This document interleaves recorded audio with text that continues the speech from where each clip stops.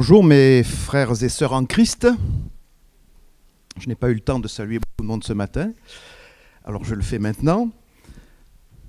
Bonjour à ceux qui êtes présents, évidemment, ce matin, mais bonjour aussi à tous ceux et celles qui se connectent, qui nous suivent par Internet, et peut-être un salut chaleureux à la famille Prudent, sur son lieu de vacances. Le Seigneur bénit le repos de son serviteur. Un serviteur fatigué, un serviteur épuisé ne peut pas servir. Alors que le Seigneur bénisse votre repos. Amen. Alors que la grâce et la paix de notre Seigneur Jésus-Christ soient avec vous ce matin. Nous allons partager maintenant le bon conseil de la parole de Dieu. Alors pour aborder le thème de notre méditation, je vous propose de faire une lecture dans le livre du Lévitique. Alors le titre de la méditation, c'est « Un feu qui ne s'éteint pas ». Un feu qui ne s'éteint pas. Alors le Lévitique, on est dans l'Ancien Testament, dans le Pentateuque, c'est un grand mot, le Pentateuque, précisément dans le 3e des 5 livres qui sont attribués à Moïse. Alors ce livre du Lévitique, il avait un double objectif. Le premier, c'était de fournir aux prêtres, aux Lévites, le détail de toutes les consignes pour la mise en œuvre de leur service. Les offrandes, les sacrifices, eh bien, ils devaient être parfaits, sans aucun défaut. Il y avait donc une responsabilité particulière de la part des prêtres, parce que ces choses qui étaient demandées dans le Lévitique, en fait, étaient une préfiguration de la venue du Seigneur Jésus-Christ, l'agneau de Dieu. Et puis le deuxième objectif, c'était d'enseigner à chaque Israélite. Dans le premier point, on était, disons, au niveau des spécialistes, des prêtres, des lévites, qui avaient un travail particulier, très pointu. Mais le livre de Lévitique, il s'adressait aussi à chaque Israélite pour leur indiquer comment mener une vie sainte, avec des règles de vie dans différents domaines. Dans le domaine relationnel, dans le domaine de la nourriture, dans le domaine de la maladie, des responsabilités familiales, le comportement sexuel, fêtes religieuses, enfin un tas de domaines. Parce que le Seigneur avait un projet particulier pour Israël.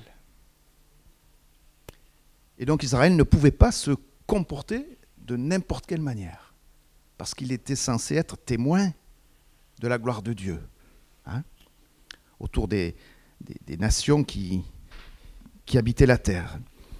Alors Dieu, bien, il avait fait une promesse à Abraham. Abraham, c'est l'ancêtre des Juifs, qui s'appellera un petit peu plus tard Abraham. Mais Dieu, il avait conclu une alliance avec Abraham. On va voir ça dans Genèse 12, les versets 2 et 3. « Je ferai de toi une grande nation, et je te bénirai. Je rendrai ton nom grand, et tu seras une source de bénédiction. Je bénirai ceux qui te béniront, et je maudirai ceux qui te maudiront, et toutes les familles de la terre seront bénies en toi. » La parole nous dit qu'Abraham sera béni, parce qu'il a obéi à l'Éternel par la foi. Il a quitté son pays à l'appel de Dieu, sans savoir où il allait, sans connaître son lieu d'arrivée. Et parce qu'il a agi ainsi, parce qu'il a manifesté sa foi, eh bien la parole nous dit que toute la terre, l'ensemble des nations, sera bénie à travers lui et à travers sa descendance. Cette promesse, elle a été confirmée ensuite à Isaac, le fils d'Abraham. Genèse 26, versets 4 et 5. « Je multiplierai ta postérité comme les étoiles du ciel. Je donnerai à ta postérité toutes ces contrées et toutes les nations de la terre seront bénies en ta postérité, parce qu'Abraham a obéi à ma voix et qu'il a observé mes ordres, mes commandements, mes statuts et mes lois. Amen. Et cette promesse, elle va être encore renouvelée à Jacob, donc le petit-fils d'Abraham, lors du rêve bien connu qu'il fit à Béthel, avec cette échelle qui relie ciel et terre, et d'où montaient et descendaient des anges. Et voilà ce que lui dit Dieu, Genèse 28, verset 14. Ta postérité sera comme la poussière de la terre. Tu t'étendras à l'Occident et à l'Orient, au septentrion et au Midi, et toutes les familles de la terre seront bénies en toi et en ta postérité. On a compris que le peuple de Dieu, d'une part, serait béni s'il était obéissant à Dieu, ce qu'on a peut-être parfois tendance à oublier. On veut bien la bénédiction, mais il y a une contrepartie, l'obéissance. Et on a compris que le peuple de Dieu, d'autre part, en tant que bénéficiaire des bénédictions divines, il aurait comme mission de témoigner de son Dieu unique, de ce Dieu unique au milieu de nations païennes, polythéistes, idolâtres, qui peuplaient le monde d'alors. C'est en tout cas ce qui avait été prévu dès l'époque de l'alliance de Dieu avec le patriarche Abraham. Alors je vais oser une comparaison très anachronique, j'espère qu'elle ne vous choquera pas. De nos jours, on dirait que le peuple hébreu, alors je prends mes précautions, en toute proportion gardée évidemment, se devait être un influenceur. Ça c'est le mot à la mode. Être un influenceur pour la gloire de l'Éternel. Un peu en fait comme ces internautes qui par leur omniprésence sur les réseaux sociaux, parviennent à agir sur les comportements, sur les habitudes de dizaines de milliers de fans qui les suivent sur le net. Quelque part, le peuple hébreu, il avait ce rôle-là en direction des nations autour de lui. Alors là où nous en sommes, les Hébreux, ils étaient sortis d'Égypte et ils s'étaient rendus au pied du mont Sinaï. Ils étaient là, mais ils avaient dans leur valise, si je puis dire, la mentalité d'Égypte. Ils y avaient été retenus plusieurs centaines d'années en esclavage. Et donc il fallait que pour entrer dans ce rôle de témoin à l'égard de toutes les nations sur la terre, sur la planète, il fallait qu'on arrive à extirper de leur cœur ces relents d'Égypte qui demeuraient. Parce qu'avec le Seigneur, il n'y a pas de compromis possible. Que ton oui soit oui, que ton non soit non.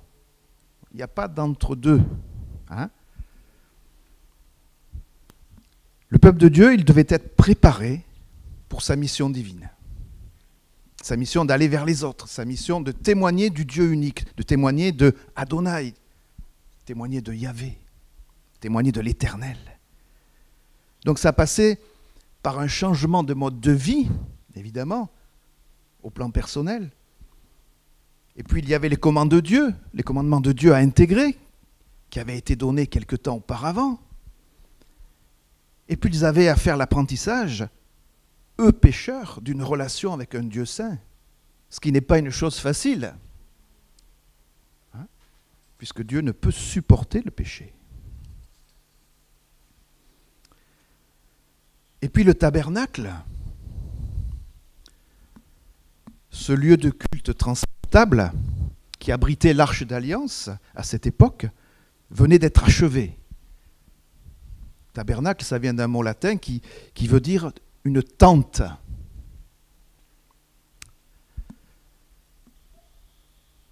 Donc les Hébreux avaient construit ce tabernacle suivant les instructions de Dieu. Et il restait à en avoir le mode d'emploi, si je puis dire. Comment faire pour adorer l'Éternel dans ce sanctuaire planté au milieu du désert?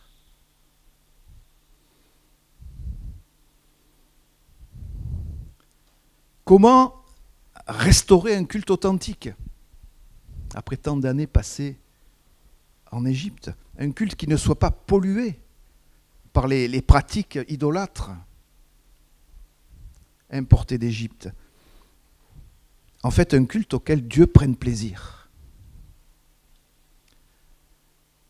Voilà quel était l'enjeu de ce livre du Lévitique. Il devait donner les instructions nécessaires pour que tout cela puisse se mettre en place. Alors pour nous aujourd'hui, lorsqu'on arrive à ce niveau-là, livre du Lévitique, parfois on est un petit peu perplexe après avoir lu quelques pages. Et il est vrai que ça peut passer pour un recueil de rites, un recueil de traditions, vraiment pas enthousiasmant à lire. Témoin d'une époque lointaine, effectivement, mais révolue en ce qui nous concerne. Mais on va voir ce matin que ce livre de Lévitique, il peut encore nous enseigner. Bien que nous ne soyons plus les Hébreux, que nous ne soyons plus au milieu du désert, que nous ne sortions plus de l'esclavage d'Égypte, même si nous avons aussi à sortir de notre propre esclavage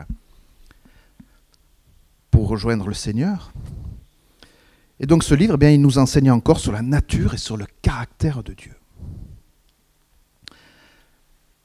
Alors on va ouvrir ce livre du Lévitique au chapitre 6, les versets 5 et 6. Donc Lévitique, on a compris que ça venait de Lévite, la tribu de Lévi, qui était spécialisée, qui était attribuée au service du temple ou du tabernacle. Alors c'est l'Éternel qui parle à Moïse et qui lui parle donc de ce qui va se passer à l'intérieur du tabernacle. Le feu brûlera sur l'autel, il ne s'éteindra point. Chaque matin, le sacrificateur y allumera du bois, arrangera l'holocauste et brûlera la graisse des sacrifices d'action de grâce. Le feu brûlera continuellement sur l'autel, il ne s'éteindra point.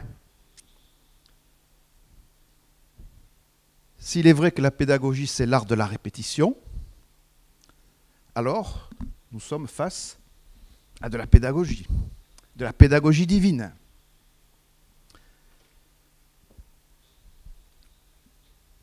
Les Lévites, on vient de le dire, ils étaient en charge du service du sanctuaire et notamment du service de l'autel. Donc ça les concernait particulièrement, ce que nous venons de lire. Alors on va faire un petit inventaire très, très, très bref du tabernacle. Lorsqu'on entrait dans le tabernacle, donc le tabernacle étant délimité par une palissade, à environ 50 mètres de long, 25 mètres de large, avec au milieu une tente, d'où le nom, tabernacle, un certain nombre d'objets, ustensiles, et notamment à l'entrée du tabernacle, lorsqu'on rentrait dans le parvis, il y avait l'autel des holocaustes, l'autel des sacrifices. Donc quand on entrait dans le tabernacle, on se trouvait face à face à cet autel. Pas moyen d'y échapper. Il était là. C'était un objet assez imposant, de forme carrée, 2,50 m de côté, 1,50 m de haut, dimension approximative. On ne pouvait pas le rater. Et lorsqu'on s'approchait de l'autel, on s'aperçoit qu'il y avait du bois qui brûlait sur l'autel, les graisses et les chairs d'un animal qui avait été choisi sans défaut, d'un animal qui avait été apporté par celui qui se reconnaissait pécheur, qui voulait faire pardonner son péché par le Seigneur. Alors l'Hébreu qui était dans cette situation, qui arrivait avec son animal, on peut se représenter la scène, il arrivait avec son animal, eh bien il fallait qu'il l'égorge lui.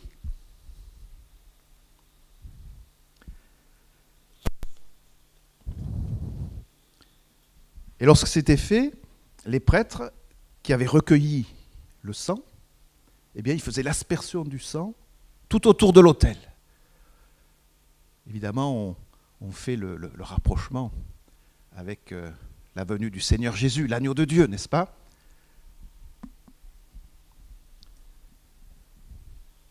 Une fois que c'était fait, le même Hébreu, il devait découper l'animal qu'il avait apporté. Et puis ensuite, les morceaux étaient placés par les prêtres alors sur l'autel. La viande se mettait à griller, il y avait une bonne odeur qui en exhalait. On dit parfois dans la parole de Dieu un sacrifice de bonne odeur, c'est-à-dire qui était agréable à Dieu, accepté par Dieu. Et ce sacrifice sur l'autel de l'Holocauste, eh bien, c'était destiné au rachat des péchés et aussi à la consécration à Dieu. Rachat des péchés, ça va avec consécration à Dieu. On ne verrait pas rachat des péchés et puis je vais faire ma vie dans mon coin. Rachat des péchés, ça va avec consécration à Dieu. Lévitique 1, verset 13 dit « C'est un holocauste, un sacrifice consumé par le feu, d'une agréable odeur à l'Éternel. » Alors évidemment, au-delà de la bonne odeur de viande grillée, évidemment, tout cela signifiait que le sacrifice était agréé par Dieu. Et voilà de quoi les Israélites devaient s'imprégner. Il y avait toute une série de règles, de prescriptions de ce type, qui devaient permettre aux Israélites eh bien, de pouvoir rendre un culte agréable à l'Éternel. Alors, quels étaient les enseignements? Quels étaient, à travers la pédagogie de ce qu'on demandait de faire aux Hébreux, quels étaient les enseignements qu'on pouvait en ressortir? Alors, je vais en lister 3. La première chose, c'était qu'il était clair qu'on doit demander pardon à Dieu pour nos péchés.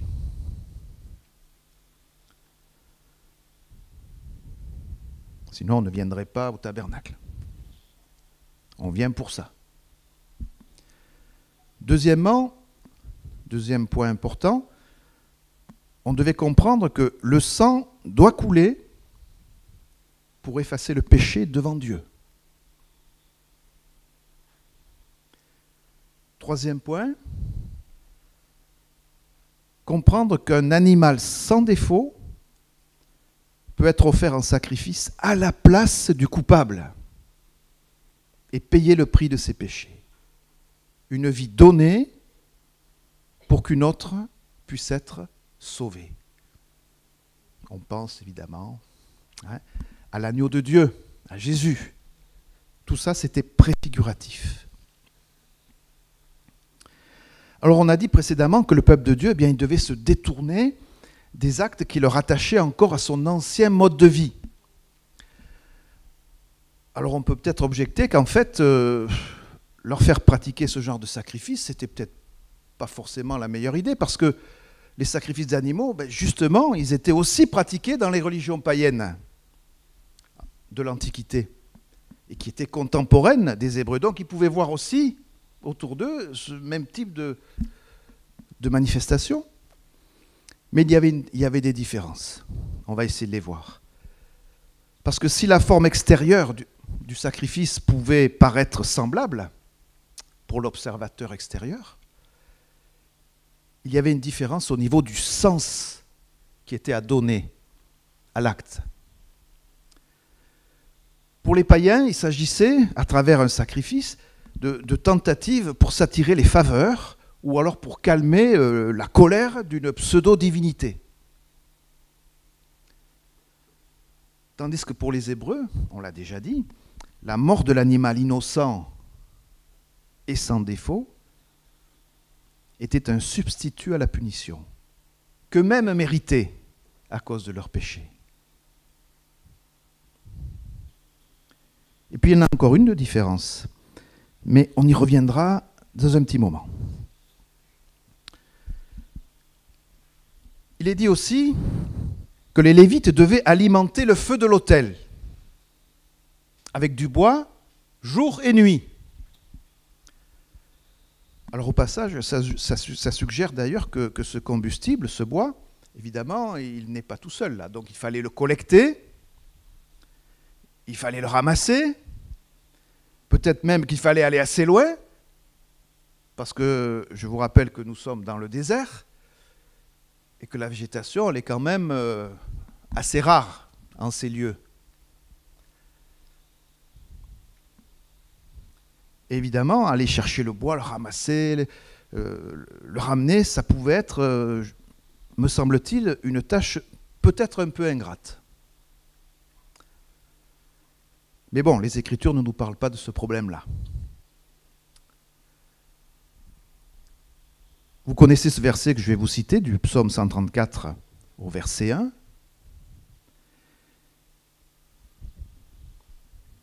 Qui nous dit, en parlant donc des Lévites qui étaient au service du tabernacle, « Voici, bénissez l'Éternel, vous tous, serviteurs de l'Éternel, qui vous tenez dans la maison de l'Éternel pendant les nuits. » Pendant les nuits, moi lorsque je lisais ce verset, je me suis toujours dit, bon, ils allaient prier la nuit, ça se fait, c'est possible, hein. Mais la raison, ce n'était pas forcément celle-là, même si elle pouvait exister, cette raison aussi. Ils étaient dans la maison de l'Éternel pendant les nuits, parce qu'en fait, le travail de Lévite, le ministère des Lévites, eh bien, c'était un peu comme un travail posté. Parce que le feu, il devait être entretenu 24 heures sur 24. Donc il y avait une organisation pour qu'il y ait toujours quelqu'un qui soit auprès du feu pour l'alimenter. Donc le travail posté, ça date depuis longtemps. On remarque dans les textes que nous avons lus qu'il y a vraiment une forte insistance sur la nécessité de ne pas laisser le feu s'éteindre. Ça revient plusieurs fois, c'est dit plusieurs fois, mais là encore, si on réfléchit à la chose, on pourrait peut-être se dire que, bon, après tout, si le feu devait s'éteindre pour une raison ou une autre, bon, ce n'était pas forcément un incident si grave. Il fallait rallumer le feu, c'est tout. Et même si à l'époque on ne disposait ni des allumettes ni du briquet, on maîtrisait quand même les techniques de l'allumage d'un feu.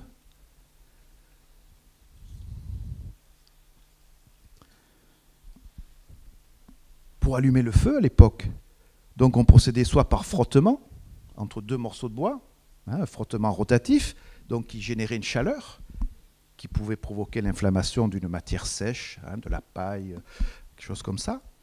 Ou on procédait par percussion, on pouvait taper deux pierres qui produisaient des étincelles. Alors on a tous appris à l'école, oui, dans la préhistoire, ils tapaient les silex deux silex pour allumer le feu. Vous avez peut-être essayé. Et moi j'ai essayé, je n'ai pas arrivé à produire la moindre étincelle. Hein. Et en fait, on s'est aperçu que ce n'était pas taper sur deux silex qui provoquait des étincelles, mais un silex contre une autre pierre qui s'appelle la pyrite. La pyrite, qui vient du mot grec pyros, le feu. Et cette pierre, eh bien, elle a la propriété de produire des étincelles lorsqu'on la frappe. Donc le silex tapait la pyrite, ça provoquait des étincelles. Ou on tapait la pyrite contre pyrite, ça provoquait aussi des étincelles. Mais bon, la prescription de l'Éternel n'avait rien à faire avec la technique. Hein? En fait, le feu ne devait pas s'éteindre parce que dans la parole de Dieu, dans la Bible, eh bien, le feu, il est souvent associé à la présence de Dieu. Le feu, c'est la présence de Dieu, entre autres. Hein. Deutéronome 4, verset 24, déclare « Car l'Éternel, ton Dieu, est un feu dévorant, un Dieu jaloux. » Ésaïe 33, verset 14, nous dit « Les pécheurs sont effrayés d'Sion, un tremblement saisit les impies. Qui de nous pourra rester auprès d'un feu dévorant? Qui de nous pourra rester auprès de flammes éternelles ?» Frères et sœurs, il ne peut pas y avoir extinction du feu de Dieu. Ça n'est pas possible. Puisque le feu de Dieu, il est perpétuel, par définition. Pas de début, pas de fin. Et ça, c'est l'expérience qu'en a fait Moïse devant le buisson ardent. On va voir ça dans Exode 3. Exode chapitre 3, versets 2 et 4. Donc il s'agit de Moïse. L'ange de l'Éternel lui apparut dans une flamme de feu. Donc de nouveau, le feu. Au milieu d'un buisson. Moïse regarda, et voici, le buisson était tout en feu. Et le buisson ne se consumait point. Moïse dit, je veux me détourner pour voir quelle est cette grande vision, et pourquoi le buisson ne se consume point. L'Éternel vit qu'il se détournait pour voir, et Dieu l'appela du milieu du buisson, et dit, Moïse, Moïse. Et il répondit, me voici. L'Éternel, c'est le feu. La manifestation de l'Éternel, c'est à travers le feu. Mais par contre, sur l'autel du tabernacle, le feu, là, c'était un symbole de la présence de Dieu. Le feu sur l'autel de l'Holocauste. C'était un symbole, ça représentait la présence de Dieu. Et c'est pourquoi, encore, il ne devait pas s'éteindre, justement. D'où la responsabilité des Lévites, 24 heures sur 24, d'assurer une recharge régulière en bois.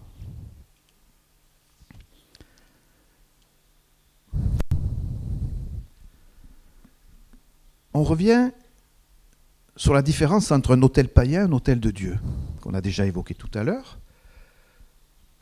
Et je vous avais dit qu'il y avait une autre différence que nous allions aborder un peu plus tard. Le moment est venu. Qui procède à la mise à feu initiale de l'autel, avant toute utilisation? Eh bien, pour les païens, ce sont les prêtres ou les prêtresses qui sont attachés au service de la divinité, qui ont ce rôle, en utilisant notamment les techniques dont nous avons parlé un petit peu tout à l'heure. Les Grecs, ils utilisaient même des lentilles optiques, des miroirs, pour provoquer la mise à feu. Pour les Hébreux, c'est autre chose. C'est vraiment autre chose. On va lire Lévitique chapitre 9, verset 24, qui nous parle de la consécration, de la sanctification du tabernacle au culte de l'Éternel. Donc en fait, le mot n'est pas adapté, mais j'essaye de faire une analogie, comme une sorte d'inauguration, on va dire. Hein, mais bon, je prends des pincettes pour utiliser ce terme. Et voici ce que nous dit Lévitique 9. Donc il fallait l'allumer cet autel. Hein. Le feu sortit de devant l'Éternel et consuma sur l'autel l'holocauste et les graisses. Tout le peuple le vit, et ils poussèrent des cris de joie et se jetèrent sur leurs faces. Le feu de l'autel de l'Éternel, eh bien, il n'a pas été allumé par main humaine, mais par l'Éternel lui-même. Nous avons un Dieu de miracle. Amen. Il est capable d'allumer un feu. Amen. Et de bien plus grandes choses. Il fallait que ce soit l'Éternel lui-même qui allume ce feu, parce que c'est la présence purificatrice de Dieu qui pouvait sanctifier ce lieu. Et seul lui pouvait le faire. Et il se produira la même chose plus tard pour la dédicace du temple à Jérusalem. Lorsque le temple a été construit, sous le règne de Salomon, est arrivé le jour où il fallait consacrer le temple. L'inaugurer, pour employer un terme qui n'est pas très adapté.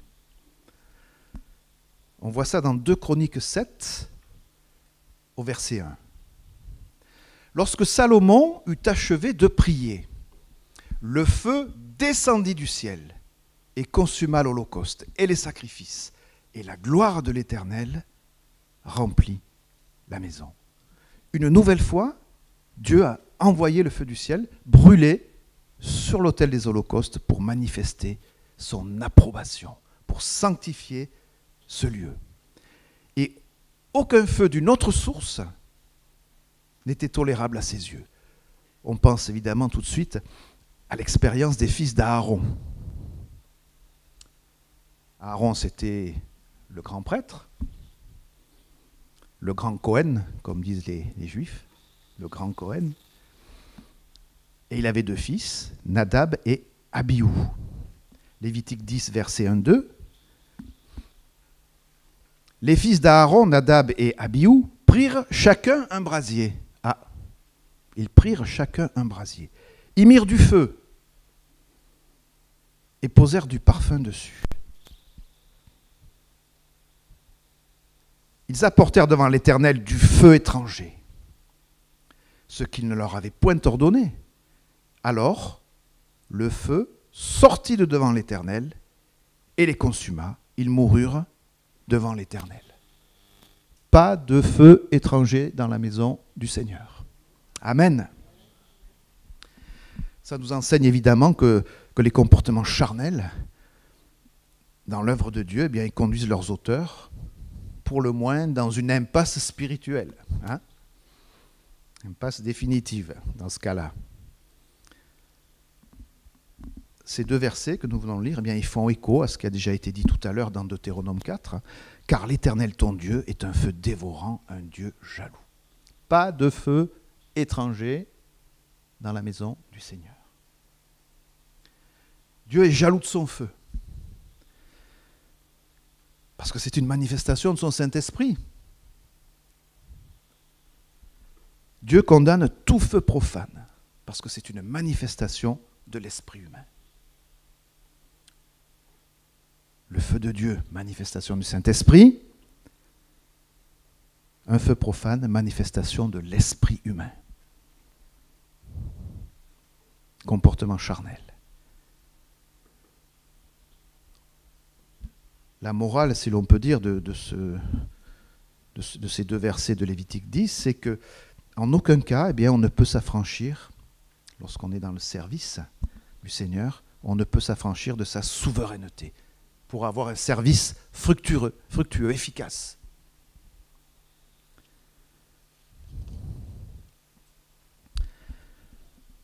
Alors, quels enseignements on pourrait en tirer pour nous-mêmes aujourd'hui? Vous voyez que Lévitique, ce n'est pas forcément un livre inabordable, hein, inintéressant. Au contraire, on apprend plein de choses.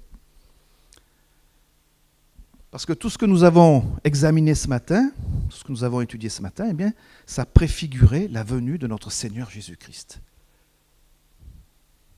Au temps des Hébreux dans le désert, eh bien, on annonçait déjà la venue du Seigneur Jésus-Christ, même si ceux qui étaient là sur place à ce moment-là n'avaient pas encore forcément conscience de cela. Tout ce qu'on a lu ce matin, eh bien, ça a annoncé le jour où l'agneau de Dieu, Jésus-Christ, mourrait sur la croix, sur l'autel, sur la croix, et triompherait une fois pour toutes du péché. Plus besoin de sacrifice. Le sacrifice de Jésus, c'est le sacrifice parfait. Pas besoin de venir avec de nouveau son animal en laisse pour l'apporter au prêtre, hein, pour qu'il soit brûlé sur l'autel de l'Holocauste. Tout a été fait une fois pour toutes au travers du sacrifice de Jésus. L'autel, dans le tabernacle, il nous parle de la croix.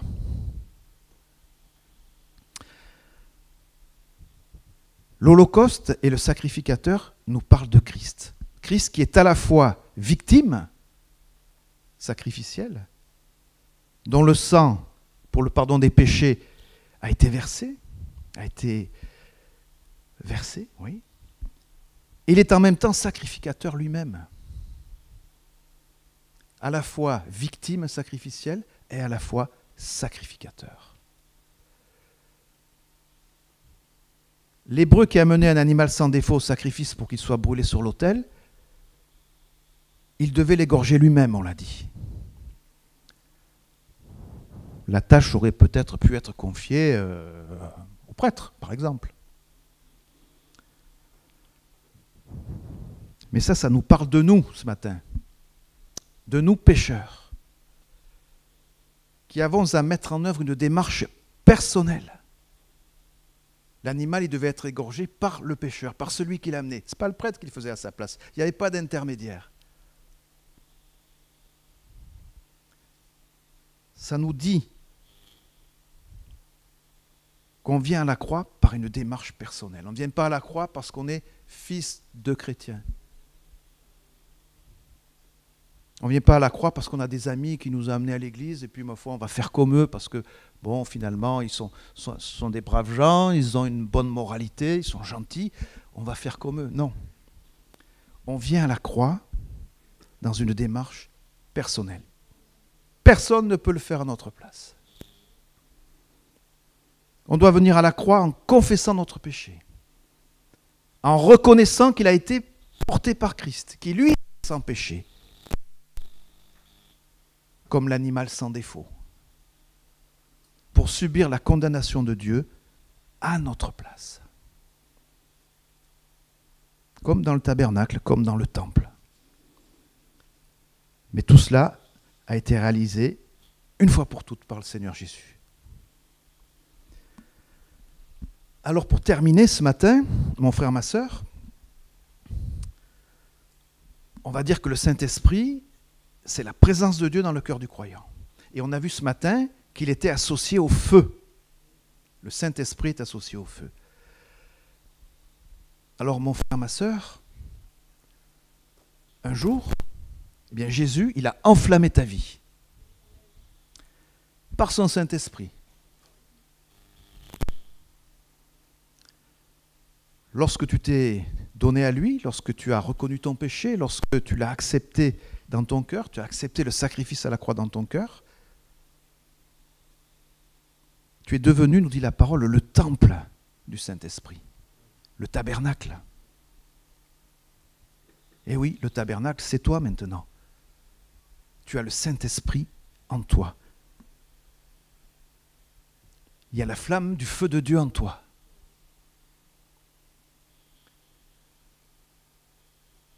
Alors mon frère, ma sœur, peut-être que cette expérience, elle s'est passée il y a longtemps maintenant, peut-être, ou alors pas du tout, c'est récent. Mais ce matin, je voudrais te poser cette question. Comment va le feu de ta consécration au Seigneur ?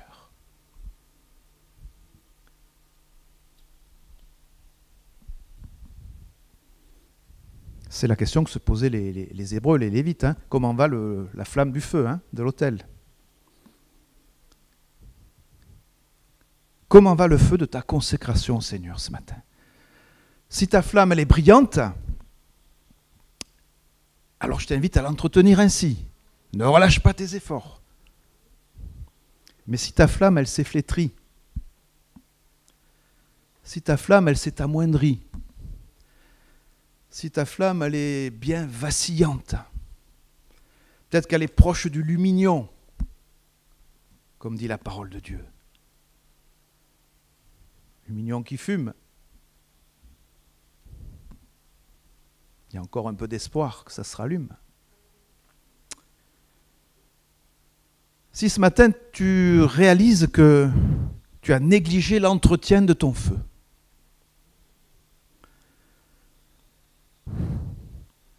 alors tu as, comme les Lévites, la responsabilité de raviver ta flamme avant qu'elle ne s'éteigne.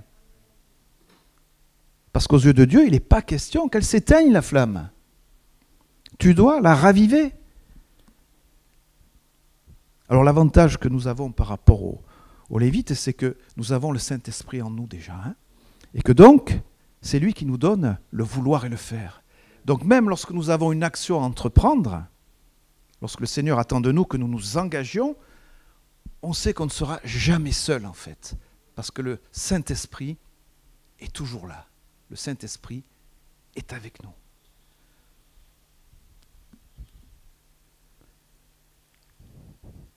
Alors tout ça c'est bien beau, mais comment faire pour raviver la flamme? Hein, c'est bien beau de dire des choses comme ça, mais tout reste à faire.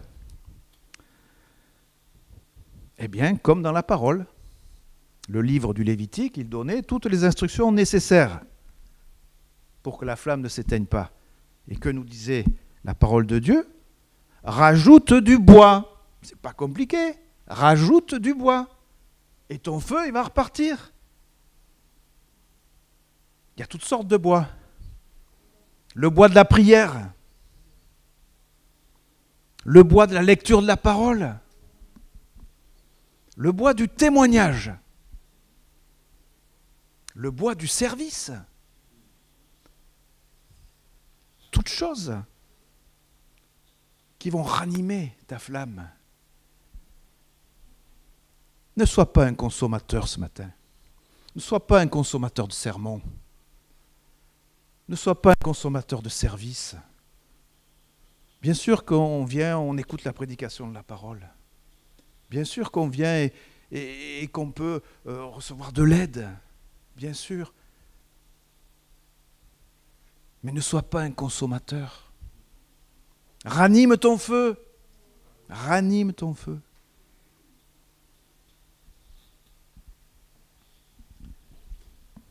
Je vais terminer par un verset qui nous dit « Ayez du zèle et non de la paresse. Soyez fervents d'esprit.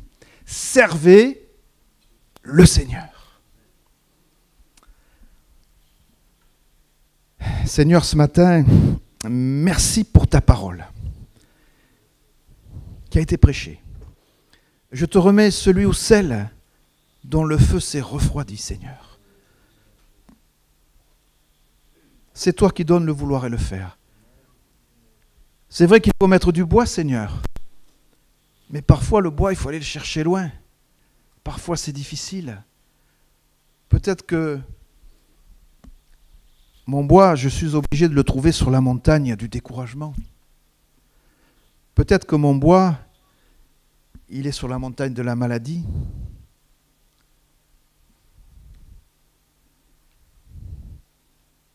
Il y a tout un tas de montagnes qui sont là pour me décourager, pour m'accabler, pour m'empêcher de faire ce que le Seigneur me demande de faire.